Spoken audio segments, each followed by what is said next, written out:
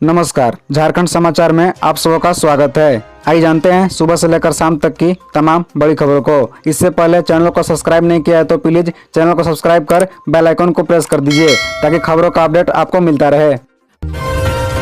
OBC आरक्षण पर जनता को भरमा रही हेमंत सरकार। बाबूलाल मरांडी ने उठाया सवाल। दरअसल आपको बता दें कि बीजेपी विधायक नेता सह सूबे के पूर्व मुख्यमंत्री बाबूलाल मरांडी ने कहा कि ओबीसी आरक्षण को लेकर सरकार भरमाने का काम कर रही है। झारखंड गठन के समय बीजेपी सरकार ने खाद्यान्न आधारित स्थानीय नीति बनाने की कोशिश की थी और ओबीसी को 27% आरक्षण भी दिया था, लेकिन उसे हाईकोर्ट ने खारिज कर दिया था। अभी हेमंत सरकार को चाहिए था कि हाईकोर्ट की जो आपत्तियां है उसे दूर करते और सदन में चर्चा के साथ राज्य में ही कानून बनाते, लेकिन उन्होंने राज्य सरकार का अधिकार केंद्र को दे दिया, जिससे साफ है कि सरकार 1932 खाद्यान्न आधारित स्थानीय नीति लागू ही नहीं करनी चाहती है। मरांडी मंगलवार को चाईबासा में अनुमंडल कार्यालय के पास जिला बीजेपी द्वारा आयोजित जिला स्तरीय आक्रोश रैली और धरना प्रदर्शन को संबोधित कर रहे थे। उन्होंने कहा कि अब नब का चुनाव आने वाला है पर सरकार की यहाँ के लोगों को उनके हक देने की इच्छा ही नहीं है। मरांडी ने कहा कि रोजगार की स्थिति तो और भी बद से बदतर है। सरकार ने पैसे लेकर अन्य राज्यों के लोगों को नौकरी दे दी और स्थानीय लोग देखते रह गए।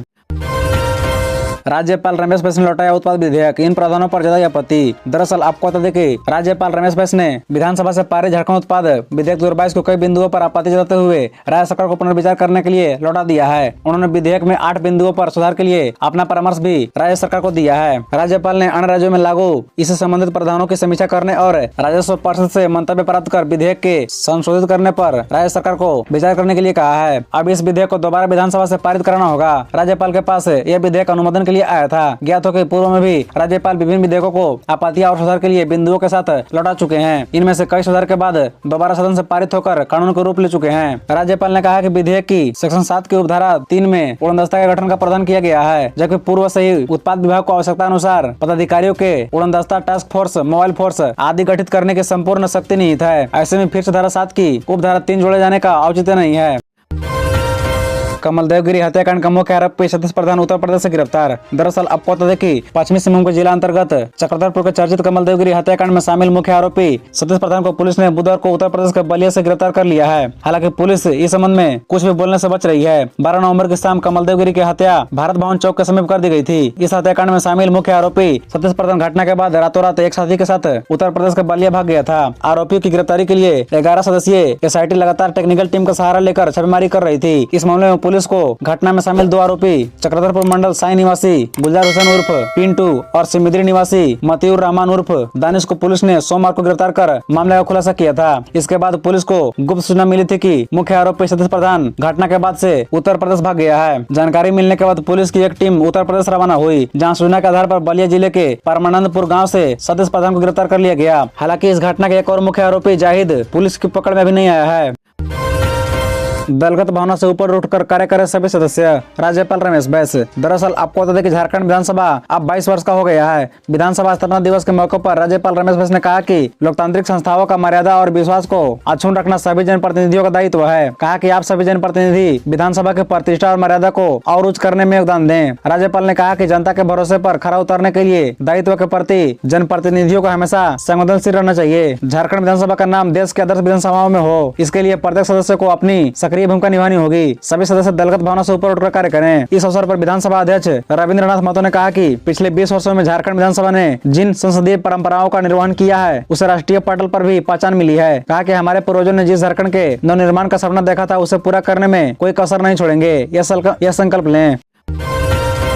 किसने बनाया झारखंड, सीएम ने शिबू सोरेन तो राज्यपाल ने अटल बिहारी वाजपेयी को दिया श्रेय। दरअसल आपको बता दें कि झारखंड विधानसभा का स्थापना दिवस समारोह के मौके पर लंबे समय के बाद मुख्यमंत्री हेमंत सोरेन और राज्यपाल रमेश बैस ने मंच साझा किया। मंच पर दोनों अगल बगल की कुर्सी पर बैठे थे, लेकिन न के बराबर ही गुफ्तगू हुई। पूरे कार्यक्रम के दौरान अधिकांश समय दोनों खामोश रहे। चुनाव आयोग की चिट्ठी और ईडी की कार्रवाई को लेकर उपजी तल्ख का साफ असर सीएम और राज्यपाल की मुलाकात में दिखा। कार्यक्रम के दौरान 1-2 मौके ही ऐसे आए जब दोनों एक दूसरे से बात की। इसी बीच मुख्यमंत्री राज्यपाल के बयानों में विरोधाभास भी दिखाई दिया। राज्यपाल रमेश बैस ने जहां झारखंड गठन का श्रेय देश के भूतपूर्व प्रधानमंत्री अटल बिहारी वाजपेयी को दिया, वहीं मुख्यमंत्री हेमंत सोरेन ने अपने पिता और राज्यसभा सांसद शिबू सोरेन को इसका श्रेय दिया। मुख्यमंत्री ने कहा कि गुरुजी शिबू सोरेन के नेतृत्व में झारखंड राज्य का निर्माण हुआ। आजादी के बाद हमने अस्तित्व की लड़ाई लड़ी। उन्होंने कहा कि आज खुशी मनाने का दिन है। मुख्यमंत्री ने कहा कि झारखंड वीरों शहीदों की धरती है। यहाँ के अनेकों वीर देश की आजादी के साथ अन्याय, शोषण और जुल्म के खिलाफ संघर्ष करते रहे। उन्होंने अंग्रेजों से लोहा लेते हुए अपनी कुर्बानी दी। आजादी के बाद भी अपने हक की लड़ाई लड़ी। ये लड़ाई आज भी जारी है।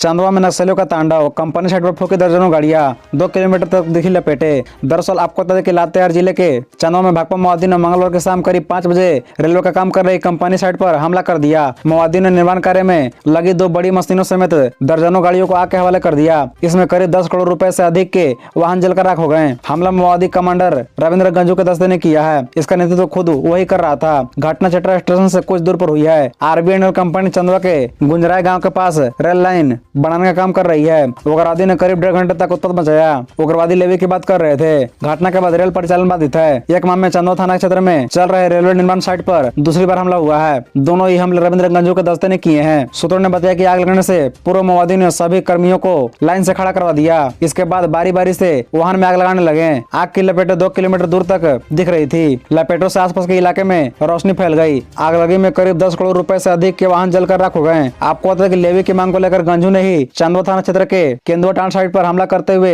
3 लोगों को गोली मार दी थी। माओवादियों के द्वारा 1 माह के अंदर 2 बड़े हमलों से ग्रामीणों व अन्य लोगों में दहशत है। आज अधिसूचना जारी नहीं हुई तो टलेगा निकाय चुनाव। गवर्नर की मंजूरी के बाद भी निकाय चुनाव की अधिसूचना नहीं। दरअसल आपको बता दें कि राज्य के नगर निकाय को चुनाव कार्यक्रम पर राज्यपाल की स्वीकृति के बाद भी मंगलवार को अधिसूचना जारी नहीं हुई। राज्यपाल के यहाँ से लौटी फाइल सरकार के शीर्ष स्तर पर ही विचार विमर्श में फंसी रह गई। इससे निकाय चुनाव के टलने का आसार बन गए हैं। आधिकारिक सूत्रों के अनुसार अगर बुधवार को अधिसूचना जारी नहीं हुई तो राज्य के 48 नगर निकाय को चुनाव अब मार्च अप्रैल में ही संभव हो सकेंगे, जिस पर राज्यपाल सहमति दे चुके हैं। नामांकन की प्रक्रिया 24 नवंबर से शुरू होनी है। इसलिए 23 नवंबर को अधिसूचना जारी नहीं हुई तो 24 को नामांकन की प्रक्रिया शुरू करना संभव नहीं होगा। सोमवार को दर्जन भर आदिवासी संगठनों ने सीएम से मिलकर समुचित जिलों में निकायों के एकल पद को दूसरी जाति के लिए आरक्षित किए जाने का विरोध किया। इसी के बाद सरकार के शीर्ष स्तर पर मंथन शुरू है। आधिकारिक सूत्रों के अनुसार निर्वाचन नियमावली के प्रावधानों का भी व्याख्या की जा रही है, क्योंकि सरकार अपनी आदिवासी समर्थक छवि बनाए रखना चाहती है। 31 दिसंबर के बाद अगर सरकार को चुनाव कराना होगा तो नई मतदाता सूची के अनुसार ही कराना होगा। नई मतदाता सूची का प्रकाशन जनवरी 2023 में निर्धारित है। उस पर काम चल रहा है। खबरों से जुड़े रहने के लिए चैनल को सब्सक्राइब, वीडियो को लाइक एवं एक दूसरे से शेयर जरूर करें। धन्यवाद।